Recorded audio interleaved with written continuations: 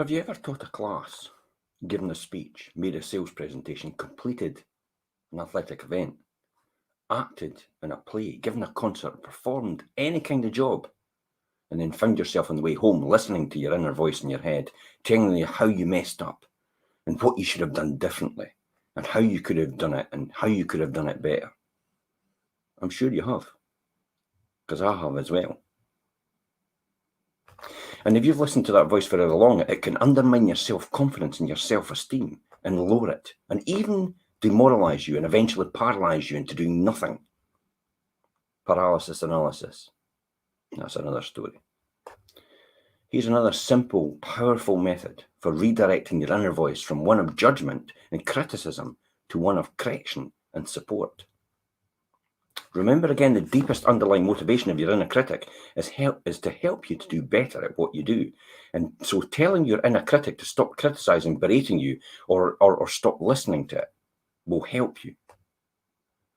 Tell that inner voice you're not willing to listen to the character assassinations, the name calling and the browbeating anymore. Only specific steps that can take you to do better the next time round. This eliminates put downs and focuses on the conversation and the improvement opportunities for the next occasion. Now, the inner critic itself becomes an inner coach, and it's simply pointing out ways for you to get better in your future results. The past is over and there's nothing you can do to change it, and there's no future in it either. So you need to look forward to that.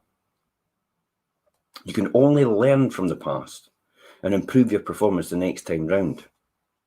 So here's an example of what might sound like if taken from, let's listen to Jack Canfield's inner conversation and his inner critic and how he coaches it. So, first of all, his wee inner critic says to him, I can't believe it. What were you thinking? You tried to put way too much information into that seminar. You were talking way too fast and you rushed it all to the end. There's no way people could have assimilated all that information after all these years as seminar leader. You'd think you'd know better the next time. Now, Jack takes this opportunity to say, hold on, I'm not going to listen to you criticizing me. I just worked hard all day to give people the best experience that I knew how to create at that point in time. Now that I've done that, I'm sure there are ways to improve the next time. If you have specific things you want me to do the next time, then tell me. That is all I'm interested in hearing about. I'm not interested in your judgments, your ideas for your ideas for how you can make it better next time. Now, this all seems like way out there, listening and talking to yourself. But I'll guarantee you, we talk to ourselves about 50,000 times a day. 50,000 times a day. You don't even know what's going on. And this wee inner voice can undermine you constantly all the time. We've all heard it. So this is how to turn it around. So the inner critic then comes back to Jack and says, all right, next time, pick up just 3 or 4 major points to focus on and really drive these points home with examples, humour and more interpersonal exercises so that people really integrate with the material. You can't teach people everything you know in one day. Jack responds, well, you're right. Is there anything else? Yes, make sure that you include interactive learning games for the afternoon when the energy is lower, and that will make sure everyone stays alert and awake. Okay, anything else? Yep, I think it will work better next time to take a 10-minute break every hour rather than a 20-minute break every 2 hours. That'll keep everybody's energy higher and allow more people time to integrate in their learning. Tony Robbins does this all the time. He gets the audience up and he gets everybody pumped up and he gets them to sit back down again on regular occasions. This is how you learn from the masters. And Jack responds, good idea. Anything else? And then the wee inner voice in the back of his head says to him, yeah, make sure you integrate some physical activities throughout the day to keep you kinetics learners more engaged. Anything else?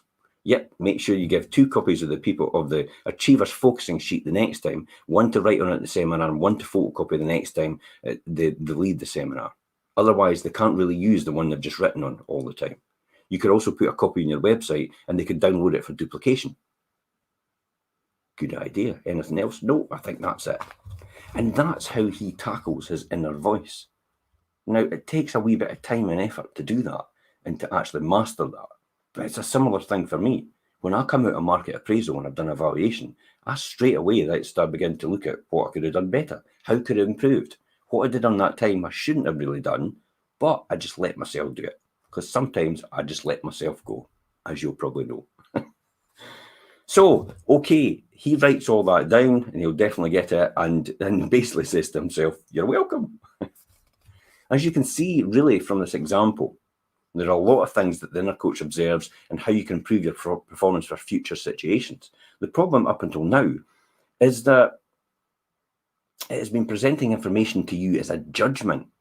You've been allowing your inner voice to judge you, not help you. Once you switch the conversation to a non-emotional discussion of improvement opportunities, the experience changes from a negative to a positive one. And here's the valuable tip in this whole conversation. Because research on memory tells us that new ideas last for about 40 seconds in the short-term memory, then it's gone. It's important to write these down from your inner coach and put them in a file that you can review them before your next performance. Otherwise, you may lose the benefit of the valuable feedback.